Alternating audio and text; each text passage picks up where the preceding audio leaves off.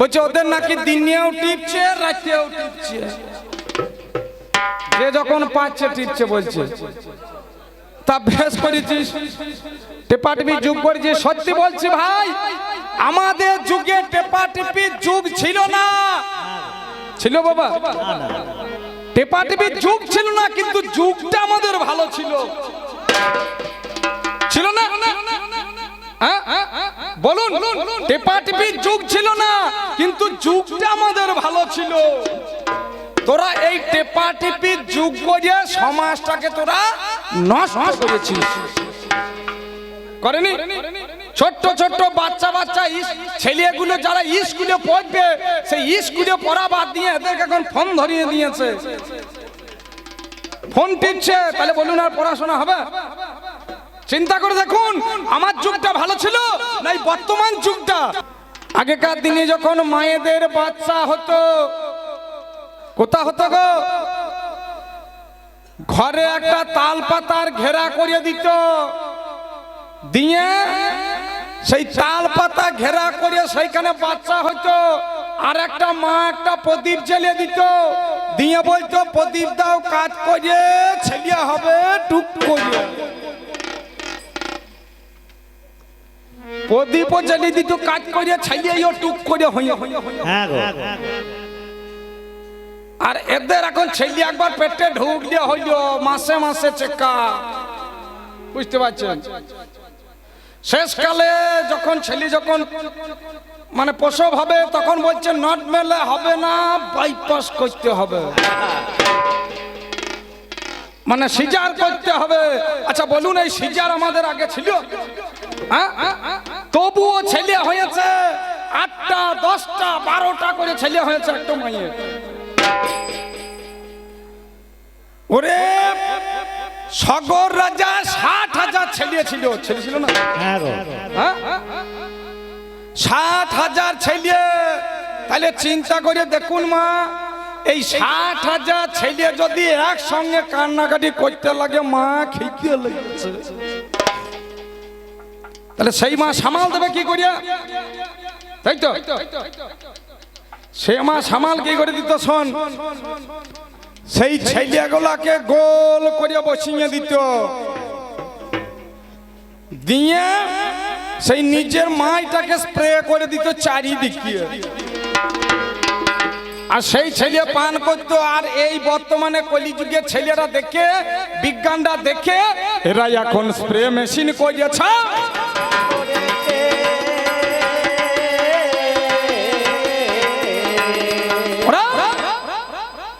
আমাদের যুগে মায়েরা 60,000 ছেলে নিয়েছে, 100টা ছেলে নিয়েছে, কোনো অসুবিধা নাই। কিন্তু বর্তমানে যুগে কলিযুগের মারা একটা করে ছেলে নিচ্ছে, আর সেই সিঙ্গাপুরি কলার মতো বেঁকে বেঁকে দিচ্ছে না? বলুন, হ্যাঁ, একটা করে ছেলে লার পরে একবারে মনে যেন সিঙ্গাপুরি কলা, আর মাজা ঠারো হয় না। তাহলে বলুন, যুগটা কার ভালো ছিল? আমার না এই বর্তমানে কলিযুগ? যুগটাই আমার ভালো ছিল রে, যুগটাই আমার ভালো ছিল রে। আমি তোমার কাছে বলে জানাই রে, যুগটাই আমার ভালো ছিল রে। ওরে বলতে বলতে দাদু ভাইয়া আমায় বলে গেল, বলে হনুমানের মান সম্মান নাই আমি দেখিবারে পেল। কেন হনুমানের মান নাই? বলে হনুমানের 4টে বাবা দেখিবারে পাই, 4টে বাবা হলে নাকি ভালো ছেলে নয়। আচ্ছা, আমি তোর কাছে একটা প্রশ্ন রাখছি, হনু যদি খারাপই হয়, তার 4টে যদি বাবা হয়, আমি মেনে নিলাম হনু খুব খারাপ। আচ্ছা, হনুমানের পুজো হয়তো? বজরংবলীর পুজো হয়তো? কারা করছে? কলিযুগের ছেলেরা বজরংবলীর পুজো করছে তো? করছে না? তাহলে যে খারাপ ছেলে তার পুজো করবে কেন? কি গো মা, যে খারাপ তার পুজো করবে কেন? ভাইরে, তুই গায়ের জোরে খারাপ করলে হবে না, হনু হচ্ছে বজরং বালি, তাই না? লক্ষণ যখন শক্তিশাল হয়েছিল, হনুমান ওই গন্ধমাদক পর্বতটাকে তুলে নিয়ে চলে এসেছিল। বল পাইবি তোদের যুগের ছেলে কোনো একটা ছেলে পাইবে? আর তুমি যে 4টে বাবার কথা বলছো, কলি যুগের 5টা বাবা 7টা করিয়া মা। একটা ছেলের 5টা করিয়া বাবা 7টা করিয়া মা যদি না হয়, সে ছেলে ভালো হতে পারবে না। কেমন করিয়া? দেখুন, জন্মদাতা হচ্ছে একটা বাবা। হ্যাঁ, আমি যাকে বিয়ে করে ঘরে নিয়ে আসবো সেটা হচ্ছে তার যে বাবা, মানে শ্বশুর বাবা, সে হলো একটা বাবা। যার কাছে আমি গুরু দক্ষিণা মানে দীক্ষা নিয়েছি, দীক্ষা গুরু করেছি, সে হলো আমার একটা বাবা। যার কাছে শিক্ষা নিয়েছি, সেই শিক্ষা গুরু হলো আমার একটা বাবা। কটা হলো? 4টে। আর একটা বাবাকে, আর একটা হচ্ছে যিনি জগৎ পিতা, যিনি সকলের পিতা। তাহলে একটা বাবা, একটা ছেলের কটা বাবা? 5টা বাবা। 5টা বাবা যতক্ষণ না হবে, সেই ছেলে জীবনে কোনোদিন ভালো হবে না, কোনোদিন ভালো হবে না। তুমি আজে বাজে কথাই আরে বলো না, জীবনে কোনো ভালো হবে না। যেদিন রামচন্দ্র সীতাকে নিয়ে, ভাই লক্ষণকে সঙ্গে নিয়ে যেদিন বনবাসে গেল, 14 বছর বনবাসে, সেদিন লক্ষণ এই রাম আর সীতার সেবা করার জন্য 14 বছর বনে ঘুমোয় নাই, অনিদ্রা ছিল এই লক্ষণ। ভাই কেমন ভাই আছে দেখ আমার যুগে।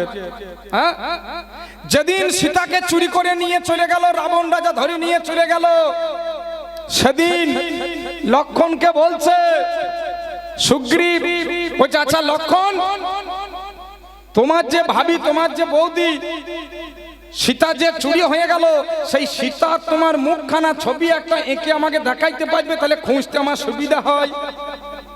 সেদিন এই লক্ষণ বলছে যে ওহে সুগ্রীব, আমি জীবনে কোনদিন আমার মায়ের মুখ আমি দেখি নাই। আমি আমার মায়ের পা পর্যন্ত দেখেছি, আমার নজর থাকে মায়ের পায়ের দিকে। সীতার মুখ আমি দেখি নাই। কেমন করে সীতার ছবি আমি আঁকবো, কেমন করে বলে দেবো আমার সীতা মা এই রকম দেখতে ছিল? চিন্তা করে দেখুন, যে দাদার বৌদিকে মা বলতো, তার মুখ দর্শন করে নাই, পায়ের দিকে তার নজর থাকতো আমার যুগে ছেলের। আর বর্তমান যুগে ছেলেদের বলুন, দেওরের কোন দেওরটা বৌদিকে মা বলে মনে করছে এখন? বর্তমানে কলিযুগে ছেলেরা নিজের বৌদিকে কি মা বলে সম্বোধন করে?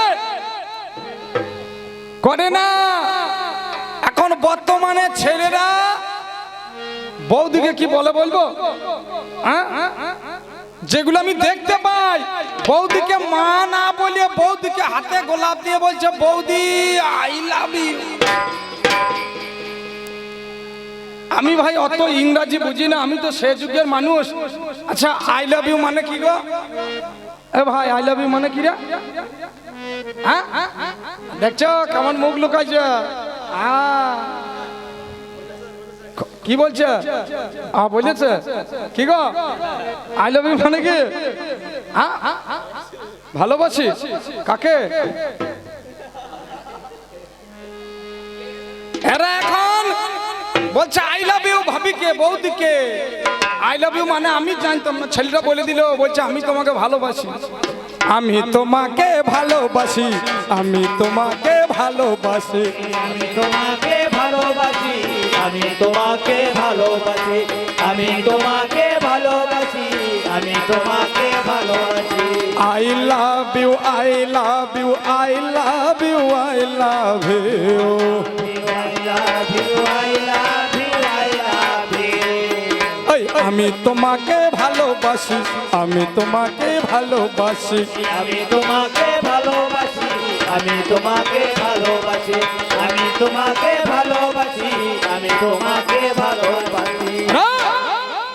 চিন্তা করে দেখ তোর কলিযুগের অধঃপতনটা কোথায়। কিন্তু আমার যুগের ছেলেই আছে, ভেবে দেখ না মনে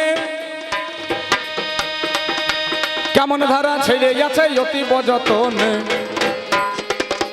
নামে যারে পরশুরাম শুনুন মহাশয়, এই পরশুরাম একদিন কি কর্ম করয়। যমদগ্নি পিতা তারে হইল, মা রেণুকা নাম কে জানে না ভালো।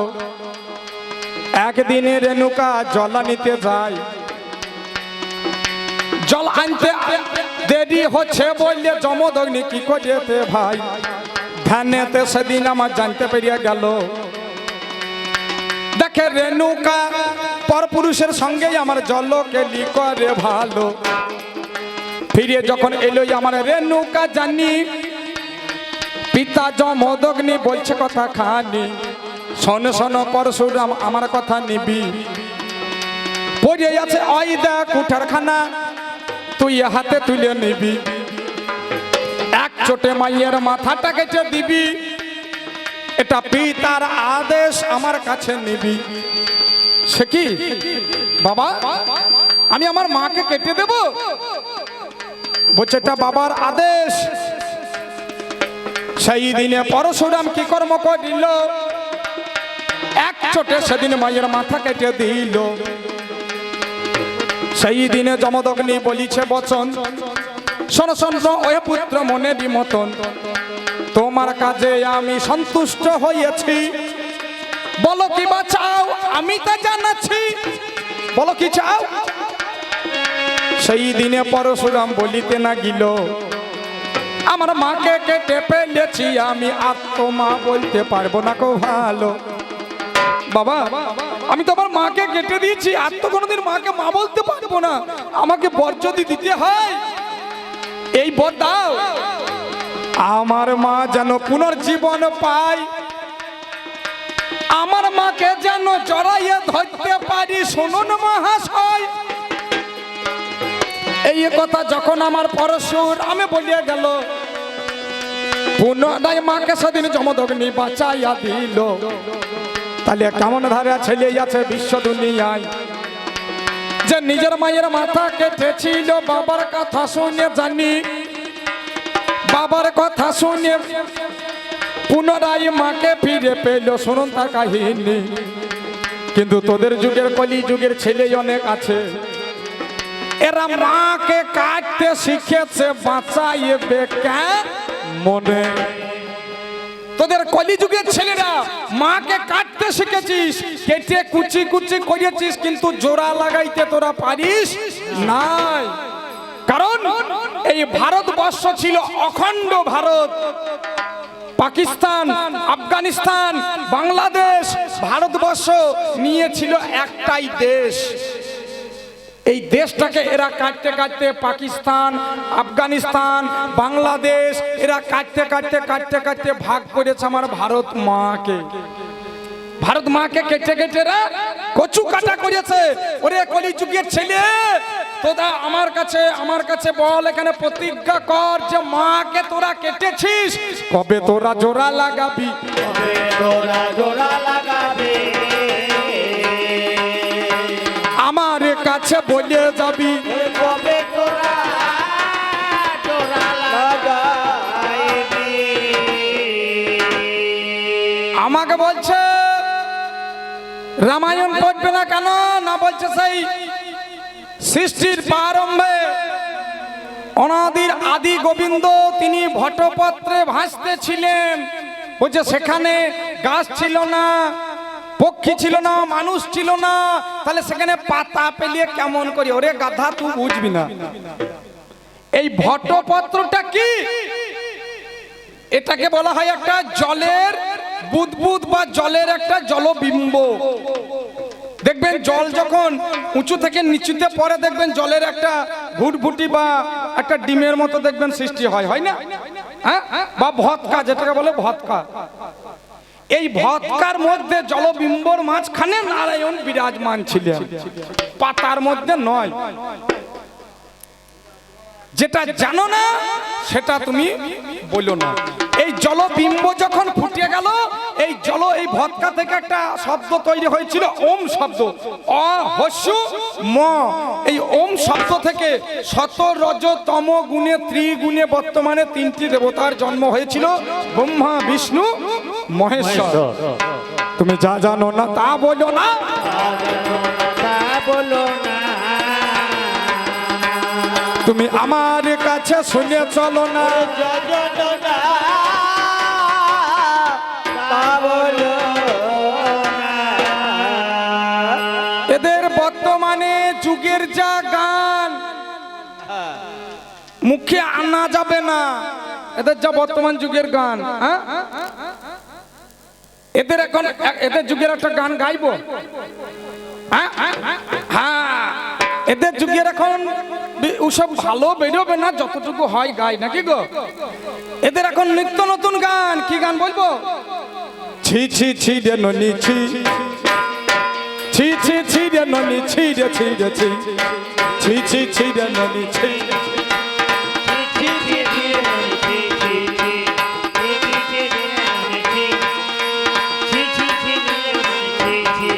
এই ধোনাকে চিনলি মোনাকে চিনলি সোনাকে চিনলি নাই, ধোনাকে চিনলি মোনাকে চিনলি সোনাকে চিনলি নাই, ছি ছি ছি রে ননি ছি, ছি ছি ছি রে ননি ছি রে ছি রে ছি।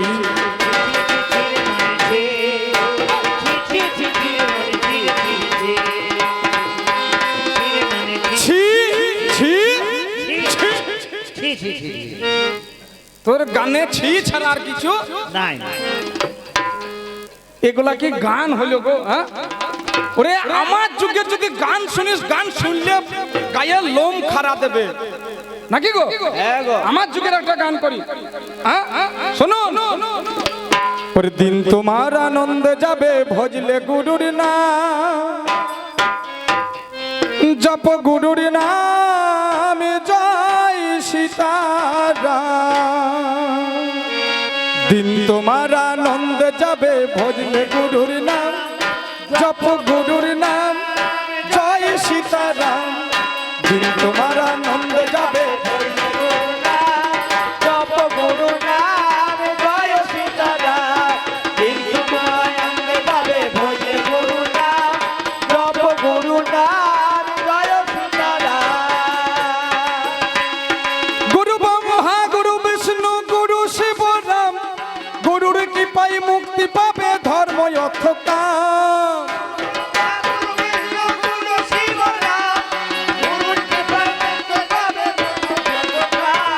গুরু ব্রহ্মা গুরু বিষ্ণু গুরু শিব রাম, গুরুর কৃপায় মুক্তি পাবে ধর্ম অর্থ কাম। জয় সীতারাম জয় সীতারাম জয় সীতারাম। দিন তোমারা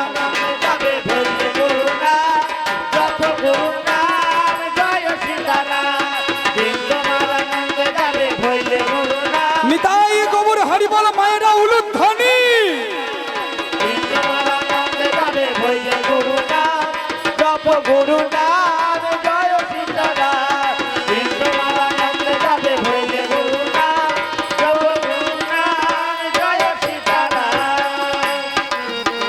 তবে শোনে শোনে নাতি ভাইয়া গো, আমি করি নিবেদন,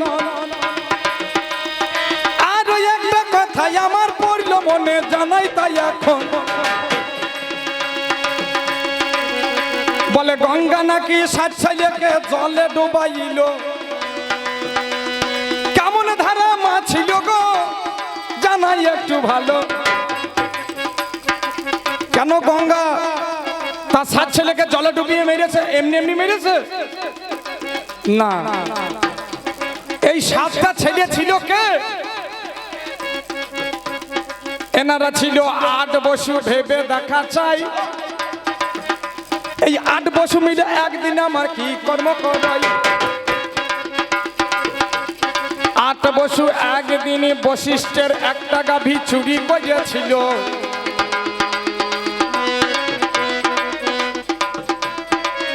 ওটা চুরি করিয়া গাভীকে সেদিন হরণ করিয়ে গেল।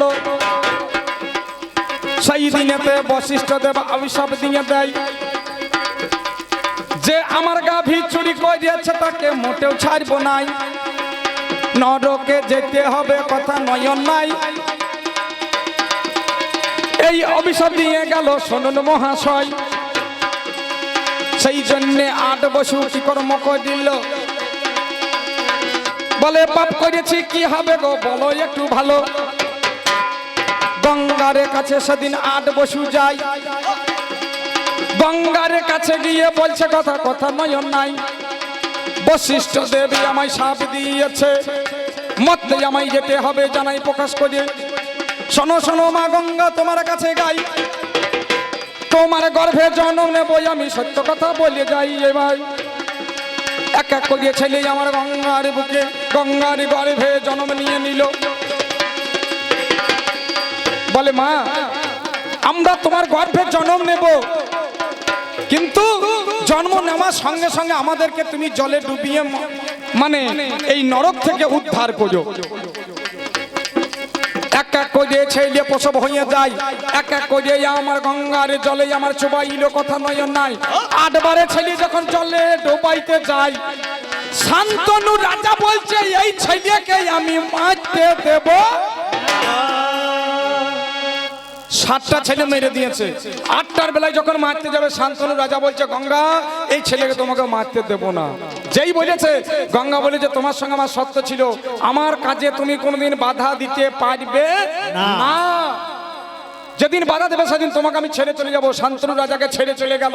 যে ছেলেটাকে আষ্টম গর্ভের যে ছেলেটাকে মারতে পারলো না, সেই ছেলেটা হলো আমার ভীষ্মদেব।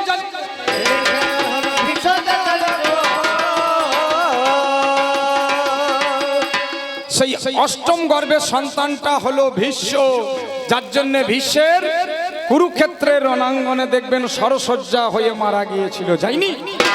তাহলে গঙ্গা এমনি এমনি ছেলেকে মেরেছে, ওরে উদ্ধার করার জন্য ছেলে মেরেছে।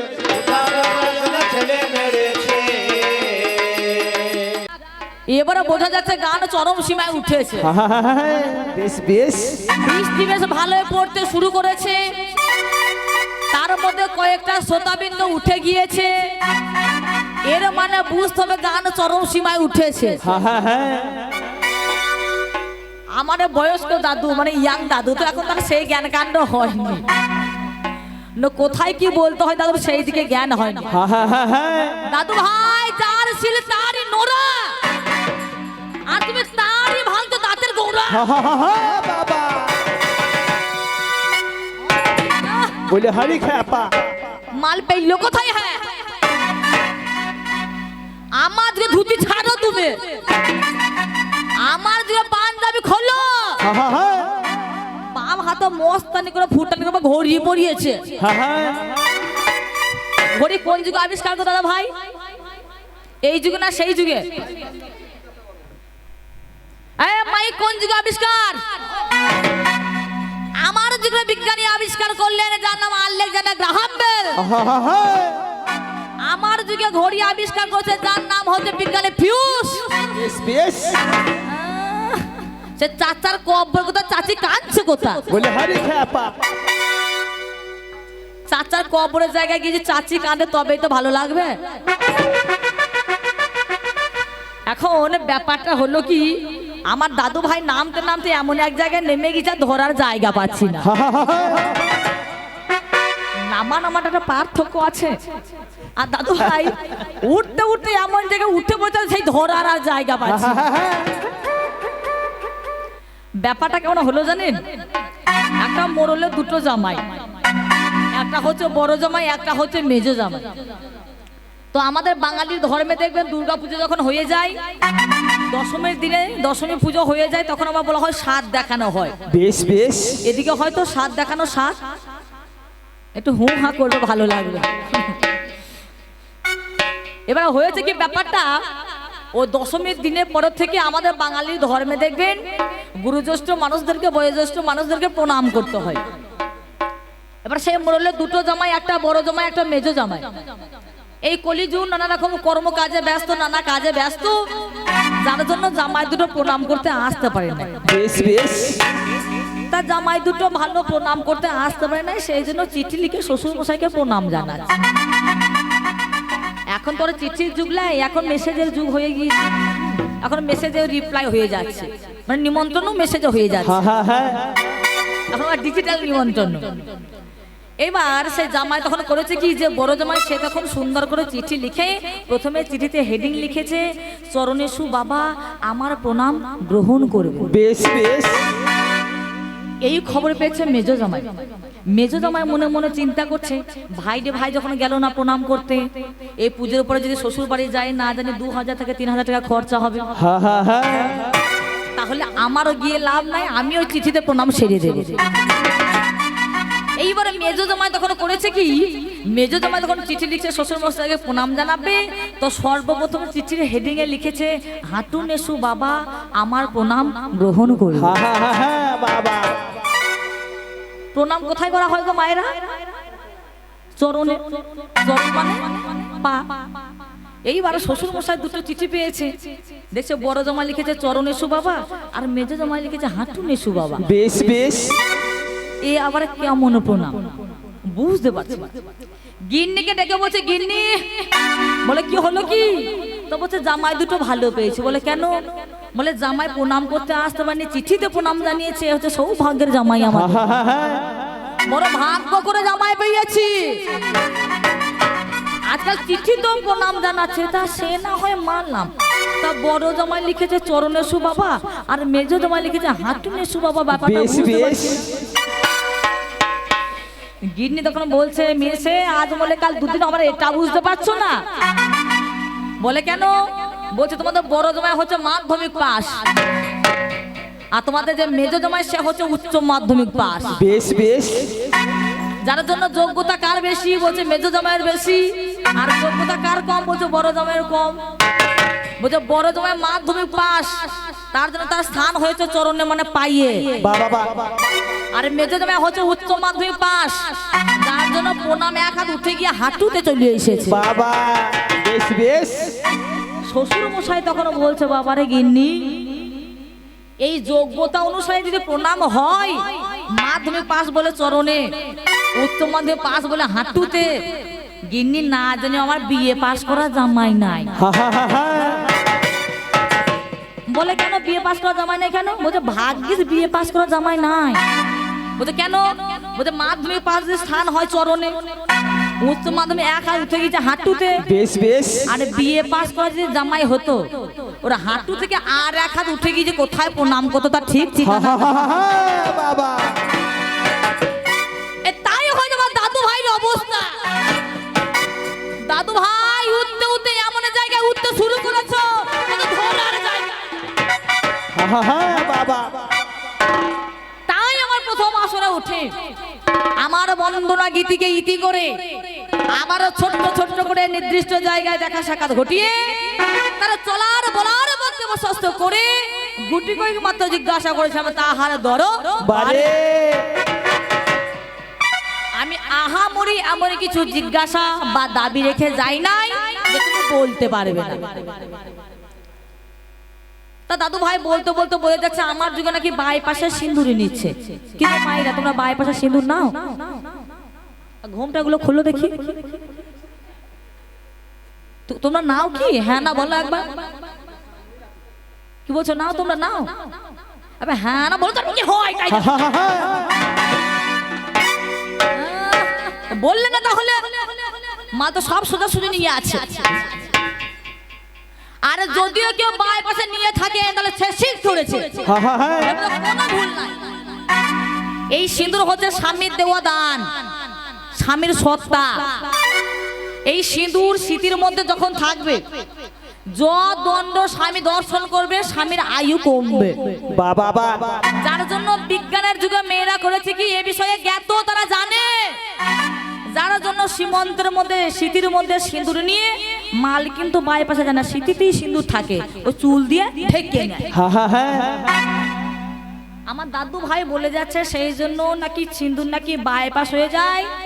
সে বাচ্চা যখন হচ্ছে সিজার করে হচ্ছে বাইপাস। হ্যাঁ বলেছে বাবা। আচ্ছা বাইপাসটা কি এই যুগে হয়েছে? বাইপাসটা কলি যুগ নয়, বাইপাসের দাপর যুগ থেকেই শুরু হইয়া আছে। মানে সিজারের কথা বলতে চাইছে দাদু ভাই। সিজারটা কবে থেকে হয়েছে? এই কলি যুগে সিজার নয়। যেটাকে বলা হয় অস্ত্রোপচার। একটা গর্ভের মধ্যে ধারালো অস্ত্র ব্যবহার করা, সেটা হচ্ছে সিজার। এটা শুধু কলি যুগে নয়, তোমার যুগ থেকে হয়েছে, লক্ষ্য করে দেখো। আপনার দাপর যুগের মধ্যে একটা নারীর নাম শুনেছেন, যার নাম হচ্ছে গান্ধারী? যার নাম গান্ধারী, যে গান্ধারী একটা নয়, দুটো নয়, 100টা ছেলে বেশ বেশ সে প্রসবিত হয়েছিল। এ গর্ভের মধ্যে মারা হয়েছিল মুদগর। বাবা বাবা সেটা ছিল ধারালো অস্ত্র। আর এই কলিযুগে এখন তাকে বলা হচ্ছে সিজার। সেদিনকে সর্বপ্রথম গর্ভপাত অর্থাৎ এই সিজার বাইপাস অবলম্বন করেছিল গান্ধারী, যার জন্য সেটা এখনো কলিকালে ছড়িয়ে গিয়েছে। দাদু ভাই, তুমি এটা জানো না? এ কোথাকার কথা কোথায় লাগাচ্ছে দাদু ভাই আমি বুঝতে পারছি না। সব বয়স হয়ে গেলে যা হয় আর কি। আবার গান ধরেছে মাথা বেঁধে দে ললিতা বেলের কাঁটাতে। আমাদের যুগে নাকি হরিনাম ভালো নয়। আচ্ছা, এই যে গান মাথা বেঁধে দিল ললিতা বেলের কাঁটাতে, এটা হরিনাম না এটা গান গো? এটা হরিনাম না গান? ও হরিনামটা কোনটা? যখন 16টা নাম 32 অক্ষর জপ করা হবে, হরে কৃষ্ণ কৃষ্ণ কৃষ্ণ হরে হরে, হরে রাম রাম রাম হরে হরে। বাবা এইটা হবে অজবা মন্ত্র, এটা হবে হরে কৃষ্ণ নাম। আর মাথা বেঁধে দে ললিতা বেলের কাঁটাতে, এইটা কোনো হরিনাম নয়, এটা হচ্ছে একটা গান। বলে হরি বাবা। কথা বললে হবে না, হিসেব করে কথা বলতে হবে। কোনটা গান আর কোনটা হরিনাম এক করা যাবে না। বলে হরি বাবা। দেশের জন্য প্রাণ দিল যার নাম নেতাজি, আর টুকরো টুকরো করে পেঁয়াজ কেটে তেলে ভাজার নাম হচ্ছে পেঁয়াজি। নেতাজিকে পেঁয়াজিকে এক করলে হবে নাকি? তো সেই জ্ঞানটাই হয়নি আমার দাদু ভাই। ভেবে চিন্তে কথা বলতে হয়। যার জন্য প্রথম আসলে আমি জিজ্ঞাসা করে গেছিলাম, বলো দাদু ভাই, তোমার শাস্ত্র তোমার রামায়ণ আমি মানি না, তোমার মহাভারতকে আমি মানতে চাই না। কেন চাই না? আমি সৃষ্টি তত্ত্বের মধ্যে দর্শন করলাম, তখন ঘর বাড়ি, নদ নদী, খাল বিল, পাহাড় পর্বত, মানুষজন, কোনো কিছু কিন্তু সৃজন অর্থাৎ সৃষ্টি হয়নি। বাবা বাবা বাবা। ঠিক এহেন সময়ে এমতো সময়ে যার নাম নারায়ণ দাদু, সেই নারায়ণ দাদু ঘটপত্রে ভাসছে। কোথায় ভাসছে? সে জলে ভাসছে। গাছের যদি সৃষ্টি না হলো, নারায়ণ দাদু ঘটপত্র, পত্র শব্দে পাতা, পত্র শব্দের অর্থ হচ্ছে পাতা, গাছের জন্ম হয়নি, আর নারায়ণ দাদু ঘটপত্রে ভাসছে। দাদু ভাই আমার এই জায়গায় খটকা লেগে গেল যে তুমি প্রমাণ করো গাছের জন্ম হয়নি, আর দাদু ভাই পাতা পেলে কোথায়? বাবা হয়েছে সমাধান। যদি আপনাদেরও হয় আমারও হবে নাকি বলছি? বেশ বেশ। ওই হলো না বলার অভ্যাস আমার নাই। দাদু ভাই দ্বিতীয় কথা, আমাকে নাকি ট্যাবলেট দিয়েছিল বলছিল। আমি বেশি পারে না, আমার তো কলিযুগ, আমি সামান্য 500 পারে ট্যাবলেট দিয়েছিলাম। তার দাদু ভাই আবার খিচুনি রোগ উঠে গিয়েছে। লাফানি কথা আমার দাদু ভাইয়ের কো, এই দেখুন বসে আছে, এখন আবার মিন্নি বিড়ালের মতো লেজে গুটিয়ে বসে আছে। বেশ বেশ। দাদু ভাই তাহলে বলো, তুমি প্রমাণ করো তোমার যুগে একটা দাদু ছিল যার নাম হচ্ছে মহামণি কশ্যপ। তার একটা নয়, দুটো নয়, তিনটে নয়, 13টা বিয়ে করেছে। 13টা হচ্ছে আমার দিদিমা নাকি দাদু? আমার দাদুদের বংশ ভালো, ফলন ভালো। বাবা এখনকার যুগের লোকে একটা মেয়ে পরে আবার 13 জনকে বিয়ে করে বসে আছে। এখনকার যা দিনকাল হয়ে গিয়েছে, কারো 40 বছর, কারো 48 বছর বয়স হয়ে যাচ্ছে, কিন্তু মেয়ে পাই না। আমরা তো বিভিন্ন জায়গাতে যাচ্ছি গান করতে, তা আমাদের যখন এরকম মা মাসির সঙ্গে পরিচয় হয়ে যায়, নাম ধাম জিজ্ঞাসা করা হয়, সত্যিকারের কথা বলছো বুধুদা, সত্যি না ভুল তুমি? হ্যাঁ গো, সত্যি সত্যি। তা জিজ্ঞাসা করার পর বলে, হ্যাঁ গো তোমাদের ওই সাইডে মেয়ে নাই? প্রথমে তোমার নাম কি, তোমার বাড়ি কথা জিজ্ঞাসা শোনার পরে মানে ওটা বলারই ধান্দা আর কি। হ্যাঁ কথা তোমার তোকে মেয়ে নাই, আমি তখন ঠাট্টা করে বলি মেয়ে নিয়ে কি করবে। হ্যাঁ হ্যাঁ হ্যাঁ, বেশ বেশ। কি বলবো মা, ছেলেগুলো যা অবস্থা, কারো 40, কারো 45, কারো 48 বছর বয়স হয়ে যাচ্ছে, মেয়ে জোটে না। বলে যা যা হবে হোক, রং যা হবে হোক, একটা মেয়ে নিয়ে দরকার। তা সেই ছেলেগুলো এখন সব গোজে বেরোচ্ছে। তার দাদুর ভাগ্য ভালো, দাদু 13টায় বিয়ে করেছে।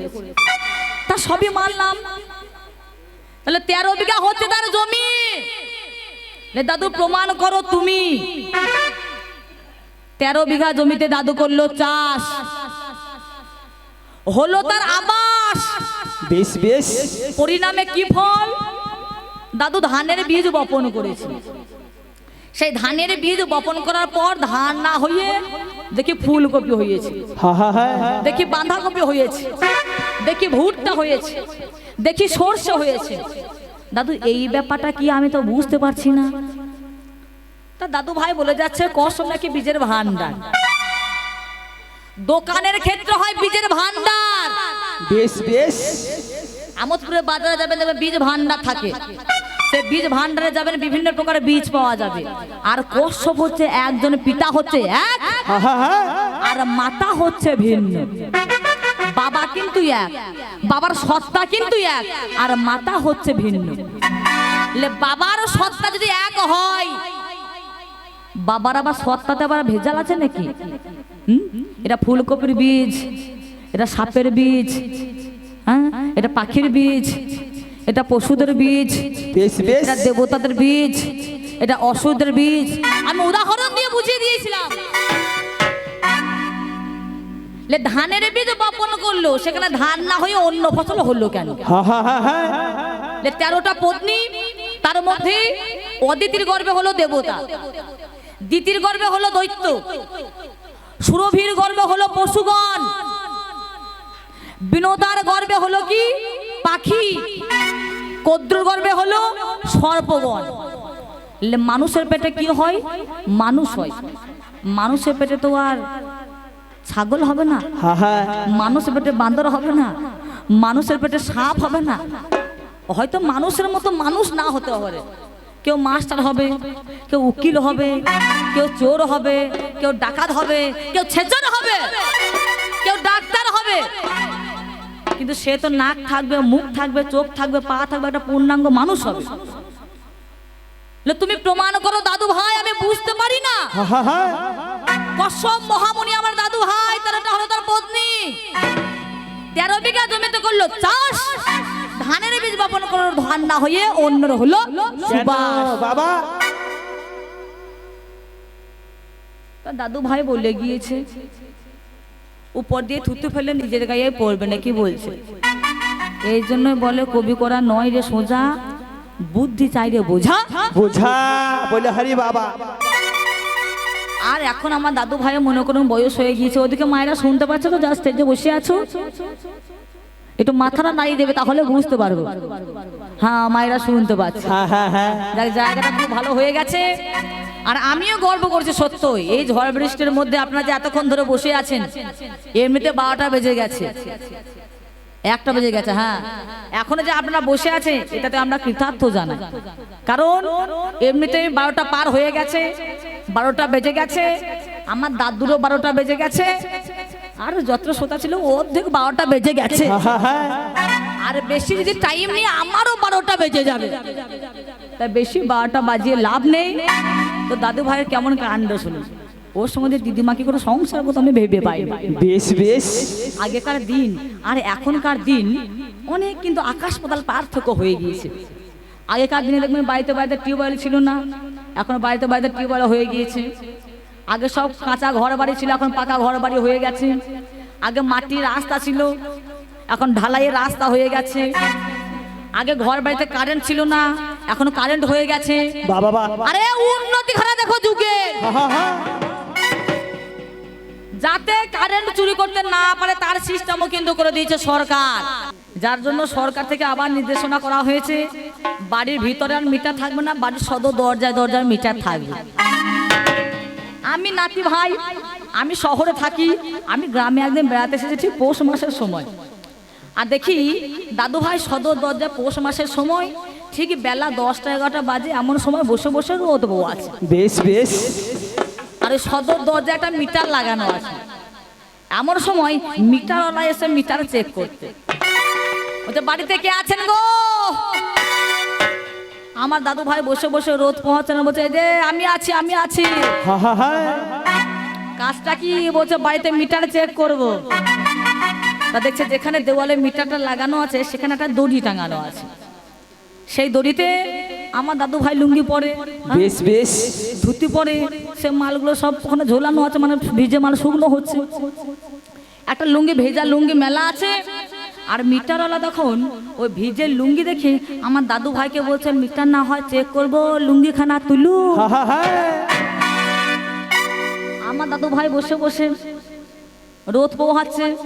যেই মিটারওয়ালা বলছে লুঙ্গিখানা তুলুন, মিটার চেক করব, দাদু ভাই দড়ি লুঙ্গিটা তুলবে কি, বসে বসে রোদ পোহাচ্ছে। হা হা হা হা। আরে এইবারে মিটার চেক করব। হা হা হা। বাবা জ্ঞান আছে? আয় দাদু ভাই, ওর বুদ্ধি আছে। আমি মনে মনে চিন্তা করে দিদিমাদের কি করে ওই দাদুর সঙ্গে সংসার করব। বাবা